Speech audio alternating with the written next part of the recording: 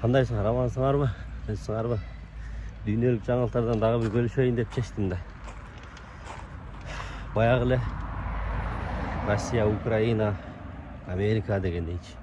Аляскага барып жолугуп келип, эч нерсе айткан жок, бирок Трамп барып эле заявление кылды. Тынчтык келишимин токтотуунун типа Путиндин баягы көрсөткөн ушуларды аткарса мен токтотом дегендей бир нерсе айтканын айтты да.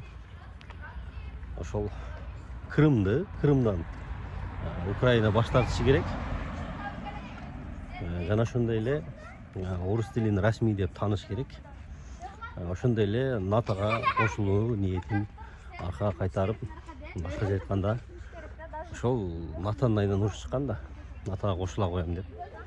Эми ошол себептер бири да алдагычы. Ошондой Путин ошондой ультиматумдарды койду. Трамп 100% Путиндин айтканын колдоп, бүгүн Зеленский менен жолугуп, Зеленскийге ушул нерсени айтты. Анан эми пока азырынча Зеленский өзүнүн оюн дагы азырынча айтып элек, бирок Трамптын мурдагы кеңешчиси, экс кеңешчиси Твиттер барагын айтып чыкты.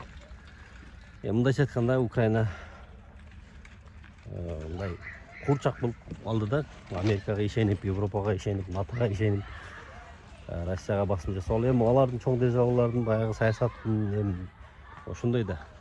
Кайсы бир мамлекет күчтүү болуп кетип атса, ошону алсыраш керек. Бул атайын ошол Россияны алсыраш үчүн Украинага кол салдырды. Иранды алсыратам деп Израилге кол салдырды. Ушундай иш кылып, ким күчтүү болуп кетип, ким байып кетип атса, ошондой да. Дүйнөлүк державаларда ошол. Эми баягы Зеленскийге ошентип Твиттерде катуу айтты, баягы Трамптын мурдагы экс катчысы. Ал экранга да коюп коем. Англисче түшүнгөндөр болсо, котор болсо болот. Баягы